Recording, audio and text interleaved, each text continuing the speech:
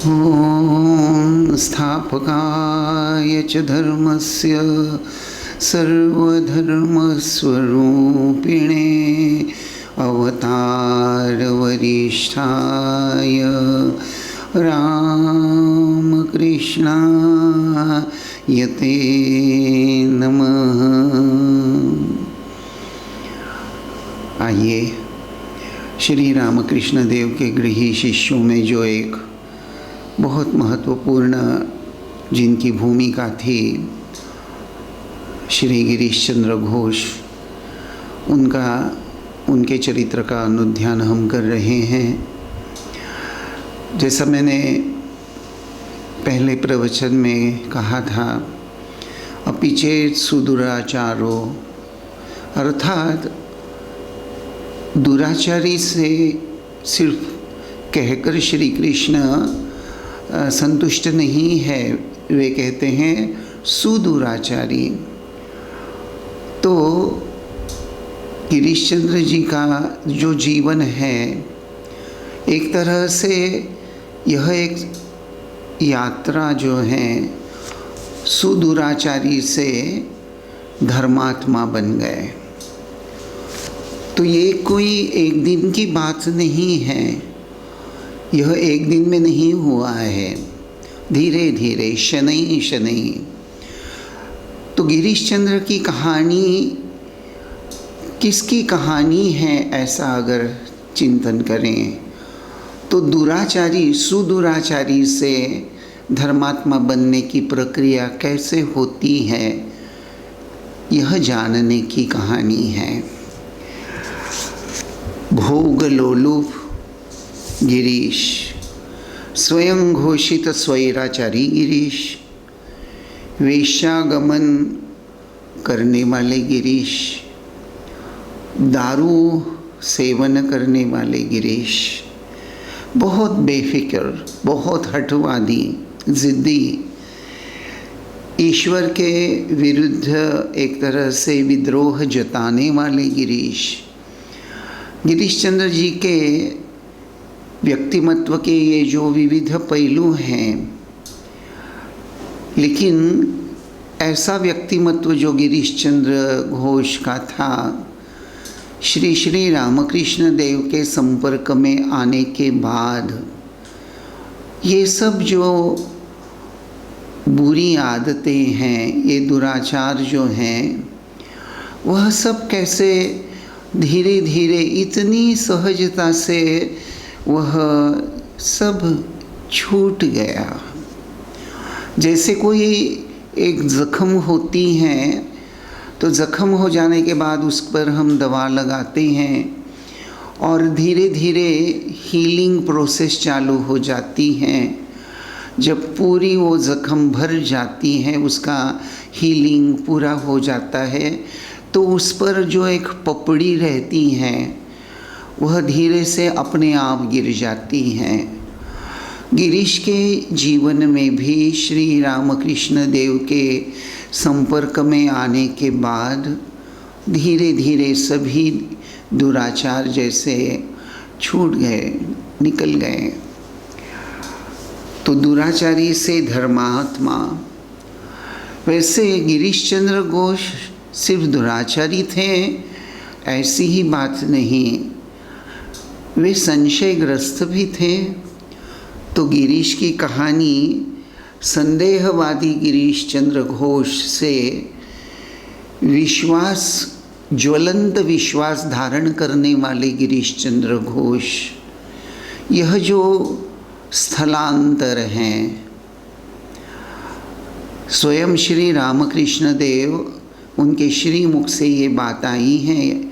गिरीश चंद्र घोष के विश्वास को लेकर श्री ठाकुर कहा करते थे कि गिरीश का कैसा विश्वास, 1 आना 1 रुपया 5 आना, 1 रुपया यानी 16 आने, अर्थात पूर्ण। तो पूर्ण विश्वास, सिर्फ पूर्ण बोलकर शायद श्री रामकृष्ण संतुष्ट नहीं हुए, तो कहते हैं 1 रुपया 5 आना। इतना अधिक ज्वलंत विश्वास, किस बात को लेकर विश्वास? श्री रामकृष्ण साक्षात भगवान है, वे युगावतार हैं। उनकी कृपा से मैं पाप मुक्त हो जाऊंगा, यह दृढ़ ज्वलंत विश्वास। ऐसा कहते हैं, उनके चरित्र में वर्णन आता है कि श्री रामकृष्ण देव की महासमाधि के बाद में जब गिरीश चंद्र घोष को यह खबर पहुंचाई गई कि अब श्री रामकृष्ण देव देह छोड़कर चले गए हैं, यह लौकिक देह उन्होंने छोड़ दिया है, गिरीश चंद्र घोष कतई विश्वास करने के मनस्थिति में ही नहीं थे। वो चिल्ला उठे उस व्यक्ति पर, और अर्थात गिरीश चंद्र के अंतःकरण में यह दृढ़ विश्वास था, श्री रामकृष्ण विद्यमान है। तो यह भी बात, यह जो विश्वास गिरीश चंद्र के अंतःकरण में जो निर्माण हुआ है, वह भी एक दिन की कहानी नहीं है। हम गिरीश चंद्र का चरित्र इसलिए अध्ययन करना महत्वपूर्ण मानते हैं कि हमारे ज़िंदगी में भी यह विश्वास अगर ठीक उसी तरह खिल उठे तो हम लोगों का जीवन भी धन्य हो जाएगा। वैसे गिरीश चंद्र घोष बहुत तीक्ष्ण बुद्धि के थे। वो अपने पिता से उन्होंने तीक्ष्ण बुद्धि और जीवन विषयक व्यवहारी दृष्टिकोण ग्रहण किया था। वह बात मैं बता चुका हूँ। वैसे श्री रामकृष्ण देव की परीक्षा लेने वाले जो भी हैं, वैसे श्री रामकृष्ण देव की परीक्षा बहुत लोगों ने, बहुत शिष्यों ने अपने अपने ढंग से जरूर ली हैं, लेकिन फिर भी एक तरफ जहाँ स्वामी विवेकानंद जैसे व्यक्ति श्री रामकृष्ण देव की परीक्षा लेने के पश्चात ही उन्होंने श्री ठाकुर को स्वीकार किया था, तो ठीक उसी तरह, उसी ही एक तरह से इंटेंसिटी से गिरीश चंद्र घोष उन्होंने भी श्री श्री ठाकुर की परीक्षा ली थी। बड़ी हृदय स्पर्शी घटना आती है जब एक बार श्री ठाकुर गिरीश के यहाँ गए थे, थिएटर में गए थे, तो गिरीश चंद्र ने इस कदर उनसे बात की और इतनी गाली गलौज, इतनी फाउल लैंग्वेज, वह सब सुनकर श्री रामकृष्ण कोई रिएक्शन न देते हुए दक्षिणेश्वर तो चले आए। लेकिन उसके जाने के बाद गिरीश चंद्र घोष को इतना पश्चाताप, रो रो कर उनके हालत खराब हो गई, बुरी हो गई। इधर गिरीश चंद्र के परिचित रामचंद्र दत्त, जो श्री श्री ठाकुर के गृह शिष्य में एक हैं, जिन्होंने ठाकुर का चरित्र लिखा था, श्री श्री रामकृष्ण देवेर जीवन वृत्तांत, तो वे दक्षिणेश्वर में गए थे और बहुत से लोग ठाकुर के जो भक्त थे उनके कानों पर ये बात गई थी, जो उपस्थित थे उन्होंने तो सुन ही लिया था, और सभी लोग गिरीश को बहुत भला बुरा कोस रहे थे। किसी को यह सब जो कुछ हुआ था उसको लेकर किसी को प्रसन्नता नहीं थी, सभी गिरीश घोष पर बड़े नाराज थे। रामचंद्र दत्त भी आए और ठाकुर ने राम से पूछा कि राम क्या कहते हो, और तुरंत रामचंद्र दत्त ने ठाकुर से कहा कि ठाकुर, कालिया की जो दमन की बात आपने तो भागवत की आप जानते ही हैं कि कालिया नाग, उसके फन पर भगवान श्री कृष्ण ने नृत्य किया। महाभारत देखते वक्त वह आप लोगों ने भी देखा होगा एपिसोड।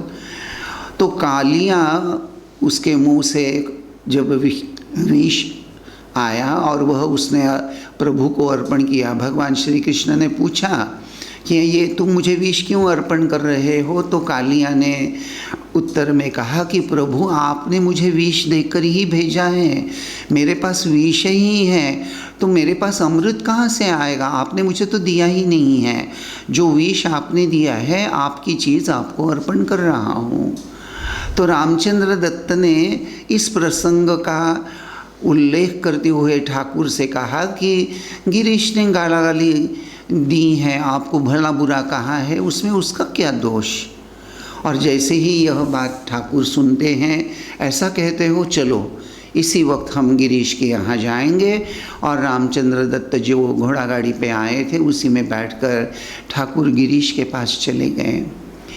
और ठाकुर को पधारे हुए देखकर गिरीश इस कदर रोते रोते आनंदित हुए और उन्होंने ठाकुर से कहा कि अगर आज आप नहीं आते तो आपको मैं कतई कभी भी एक ईश्वरावतार या उस भाव से मैं कभी स्वीकार नहीं करता। वैसे गिरीश चंद्र घोष, जैसा मैंने कहा, वे तीक्ष्ण बुद्धिवादी थे, तीक्ष्ण बुद्धि रखते थे। तो दूसरी तरफ उनमें जिज्ञासा भी बड़ी प्रबल रहती थी, लेकिन जिज्ञासा की पूर्णता तो तभी होती है जब संशय का, संदेह का विनाश हो जाता है और विश्वास की उपलब्धि होती है। तो गिरीश चंद्र घोष की कहानी ये जिज्ञासा की पूर्णता की कहानी है कि कैसे उनके अंतःकरण का संशय दूर होकर उसकी जगह ज्वलंत विश्वास उनके जीवन में सक्रिय हो गया। देखिए, जानने की जो इच्छा होती है, यह जानने की इच्छा यदि व्यक्ति को संशयात्मा अगर बनाती हैं, संशयात्मा में परिणत कर देती हैं, तो यह तो बुद्धि का बहुत बड़ा दुर्भाग्य ही कहलाएगा और एक तरह से बुद्धि का वह दुरुपयोग भी कहा जा सकता है। क्योंकि ऐसा कहते हैं कि जब तक जिज्ञासा अहम शून्य नहीं होती, जब तक जिज्ञासा अहम शून्य नहीं होती, निरहंकारी वह व्यक्ति जब तक नहीं होता, तब तक उस व्यक्ति के लिए विश्वास के प्रति अर्पित हो जाना, समर्पित हो जाना संभव नहीं होता। अर्थात जिज्ञासा धीरे धीरे उन्नति करते हुए उस व्यक्ति को अहंकार शून्यता की ओर अगर ले जा रहा है तो ठीक ही बात है। अहंकार राहित्य, अंग्रेजी में जिसको एक तरह से हम कहते हैं इफेसमेंट ऑफ ईगो, आध्यात्मिक उन्नति की दृष्टि से यह अहंकार शून्य हो जाना एक बहुत बड़ा गुण कहलाते हैं। अहंकार पूर्वक अगर कोई परीक्षा करता है, अर्थात अहंकार पूर्ण अंतःकरण से जिज्ञासा लेकर अगर कोई किसी दूसरे व्यक्ति की परीक्षा करने जाता है, तो सत्य तो यह है कि वह जिज्ञासा जानने, जिज्ञासा का अर्थ होता है जानने की इच्छा, लेकिन यह जिज्ञासा यहाँ जब अहंकार पूर्वक की जाती है तो वह जिज्ञासा एक तरह से वह परीक्षा हो जाती है। और जिज्ञासा जहाँ स्वयं के अज्ञान को मिटाने की अभिलाषा से होती है, यानी बहुत बार हम देखते हैं कि बहुत से व्यक्ति जिज्ञासु होते हैं और जिज्ञासु होकर वे सामने वाले को कुछ प्रश्न पूछ लेते हैं, लेकिन उनका अंतःकरण का भाव यही होता है कि उनका जो उस विषय को लेकर जो अज्ञान है वह दूर हो जाए। वह अभिलाषा रखकर ही वे ये परीक्षा, ये प्रश्न या जिज्ञासा करते हैं। तो यह जो परीक्षा होती हैं तो एक तरह से वह दूसरे के ज्ञान की थाह लेने की एक कोशिश बन जाती है। थाह लेना यानी दूसरा कितना ज्ञानी है वह जानने की एक प्रक्रिया हो जाती है। तो हम देखते हैं कि गिरीश के जीवन में यह सब इस ढंग से निश्चित रूप से नहीं हुआ। जैसा मैंने अभी कहा कि न तो स्वामी विवेकानंद जी के जीवन में और न ही गिरीश चंद्र के जीवन में, दोनों ही बड़े तीक्ष्ण मेधावी थे, तीक्ष्ण बुद्धि वाले थे। दोनों ने ही अपने अपने ढंग से श्री रामकृष्ण देव की परीक्षा निश्चित रूप से ली, लेकिन उनके बुद्धि में श्रद्धा का उदय हो गया था। श्रद्धा का उदय बुद्धि में होता है, पर यह याद रखना है कि विश्वास यह हृदय का सहज स्वभाव होता है। अगर बुद्धि के द्वारा हम काम करते हैं तो हमेशा कार्य कारण संबंध मन में खेलते रहता है। कार्य कारण संबंध अर्थात कॉज एंड इफेक्ट। और जब हृदय की स्वीकृति होती है तो उसके पीछे कोई तर्क नहीं होता। देखिए, किसी व्यक्ति को हम बहुत चाहने लगते हैं, शायद उससे हमारा कोई प्रॉफिट नहीं होने वाला, शायद वह व्यक्ति देखने में बहुत सुंदर नहीं है, बहुत अमीर नहीं है, उसके पास कोई ऐसा गुण नहीं है, फिर भी उस व्यक्ति को हम चाहते हैं, उसके प्रति एक सॉफ्ट कॉर्नर रहता है। क्यों? इसका कोई लॉजिकल कारण, कार्य कारण संबंध, कॉज एंड इफेक्ट ऐसा कुछ नहीं होता। अर्थात विश्वास यह हृदय की एक बात है, हृदय का स्वभाव है। जैसा मैंने आपको कहा कि साहित्य प्रेम और ईश्वर भक्ति गिरीश को अपनी माँ से प्राप्त हुई, और भारतीय संस्कृति रामायण महाभारत से परिचय उसको उनके दादी के द्वारा हो गया था।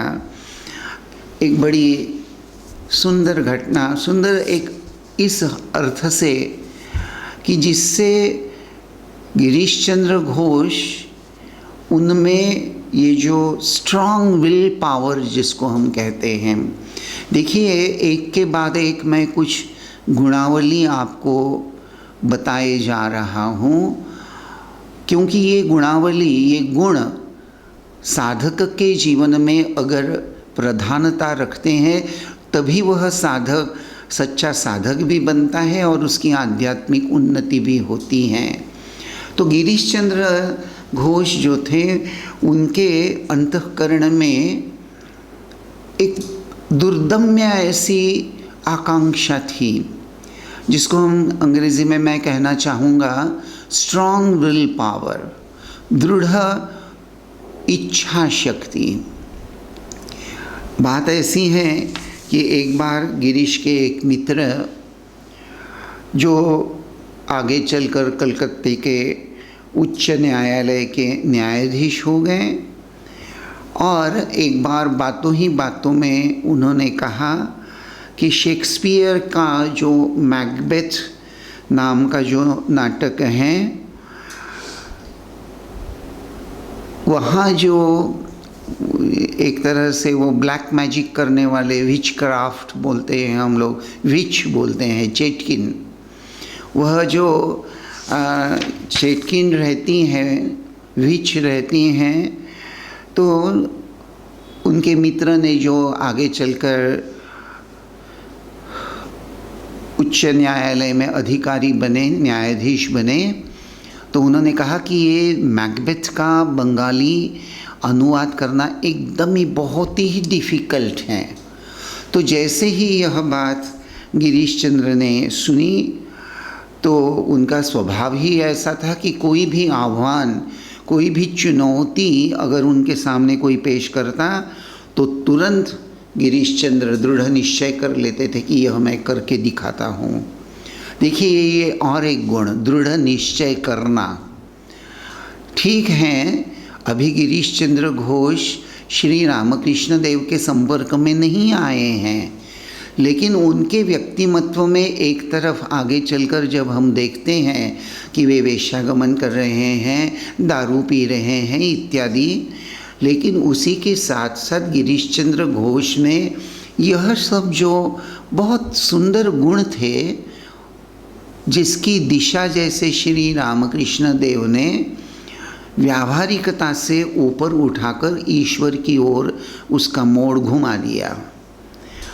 तो गिरीश चंद्र ऐसे थे कि उनके सामने कोई अगर चुनौती पेश करें तो तुरंत उसको स्वीकार करके वह उसको पूरा करके दिखाते थे। गिरीश चंद्र ने कहना आवश्यक नहीं है कि निश्चित रूप से शेक्सपियर के मैकबेथ का अनुवाद सुंदर रूप से करके प्रस्तुत किया। एक छोटी सी घटना और बताना चाहूँगा, उनके बचपन की घटना है। शायद वे उस वक्त 11 साल के रहे होंगे और उसी वक्त उन्होंने उनकी माँ चल बसी। उनके पिता बहुत स्नेहमय थे, उनका गिरीश का बहुत लाड़ भी किया करते थे, लेकिन फिर भी उनके मन में यह इच्छा हमेशा बनी रहती थी कि लाड़ प्यार से मेरा बेटा बिगड़ न जाए, वह आत्मनिर्भर होना चाहिए।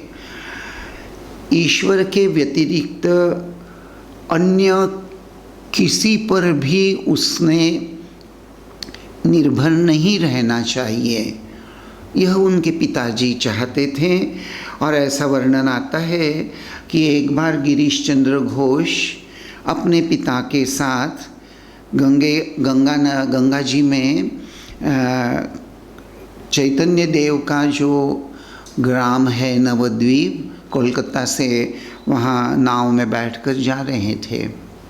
नाव में बैठकर जा रहे थे और अचानक नाव उसका जो बैलेंस था शायद बिगड़ गया और वो गंगा जी आप लोगों ने, कितने लोगों ने गंगा जी को देखा है मुझे पता नहीं, लेकिन कलकत्ते के पास आगे चलकर गंगा जी सागर से मिलती है, तो गंगा जी वहाँ काफ़ी गहरी हैं। तो गंगा जी में वह नाव घूमने लगी, यानी चक्कर काटने लगी, एकदम से वो इम्बैलेंस होने लगी और विरुद्ध प्रवाह की ओर वह आगे बढ़ने लगी। और ऐसा हुआ कि ऐसा लगा कि शायद यह नाव अब डूब जाएगी और बड़ा डर का वातावरण, सभी लोग डर गए जो भी वहाँ थे। तो वैसे गिरीश चंद्र तो एक 11 साल की कच्ची उम्र थी, तो उन्होंने अपने पिता का हाथ बड़े टाइटली पकड़ लिया। तो खैर नैया चलाने वाला जो था उसने नाव को संभाल लिया और ठीक उनको किनारे तक पहुंचा भी दिया। तो गिरीश बाबू के पिताजी ने उनसे पूछा कि गिरीश, तुमने मेरा हाथ क्यों पकड़ा, क्या कारण क्यों पकड़ा तुमने मेरा हाथ? और फिर उन्होंने जो बात कही बड़ी कटु बात कह दी। उन्होंने कहा कि क्या तुमको पता नहीं, मुझे मेरे प्राण बहुत प्रिय हैं और अगर समय आता, अगर ज़रूरत होती, अगर नाव डूब ही जाती तो तेरा हाथ मैं छोड़कर अपने आप को बचाने के लिए ही प्रयास करता। हाँ, मैं अपनी जान बचाने की पूरी प्रयत्न करता। उस वक्त तुम्हारा ख्याल मुझे नहीं रहता, मैं तो तुमको छोड़ भी देता और तुम मेरा हाथ पकड़ रहे थे। बहुत साल के बाद गिरीश चंद्र अपनी यह बचपन की याद बताते हुए कहते थे कि मेरे पिताजी ने जो निर्मम होकर बड़े कठोर आवाज़ में, कठोर स्वर में जब यह बात मुझे सुनाई तो मैं बड़ा दुखी हो गया। और उसी वक्त, उस पल से ही मेरे अंतःकरण में एक बात बैठ गई कि अगर जीवन में कोई कठिन समय आता है तो आश्रय ईश्वर का ही लेना चाहिए और दूसरे किसी का नहीं। देखिए कितनी सुंदर बात यहाँ गिरीश प्रस्तुत करते हैं। कहते हैं कि मेरे पिताजी की वह निर्मम कठोर बातें सुनकर मैं यह समझ गया कि जब जीवन में कठिन समय आता है तो किसी दूसरे का आश्रय लेना ठीक नहीं, आश्रय लेना ही है तो सिर्फ एंड सिर्फ ईश्वर का ही लेना है, ईश्वर पर ही निर्भर होना है। माँ के मृत्यु के बाद लगभग 3 साल के बाद गिरीश चंद्र के पिताजी भी गुजर गए। बचपन से ही गिरीश चंद्र को बहुत पढ़ने का शौक़ था। वैसे वे बड़े स्वतंत्र रूप से विचार किया करते थे, अपने ढंग से विचार करते थे और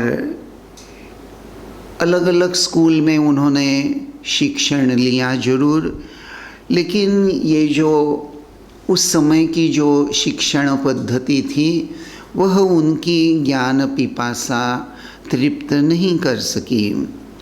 वैसे भारत के इतिहास में वह जो कालखंड हैं जब गिरीश चंद्र घोष एक युवा हैं और पढ़ाई लिखाई कर रहे हैं, तो वो जो पीरियड हैं काल, तो वह विशेषतः कलकत्ते जैसे महानगरी में पाश्चात्य शिक्षण, पाश्चात्य संस्कृति भारतीय समाज पर थोपी जा रही थी और भारतीय पारंपरिक जो संस्कृति और धर्म है उसके लिए आह्वान या एक तरह से चैलेंज जिसको कहते हैं, चुनौती का निर्माण किया कर रही थी।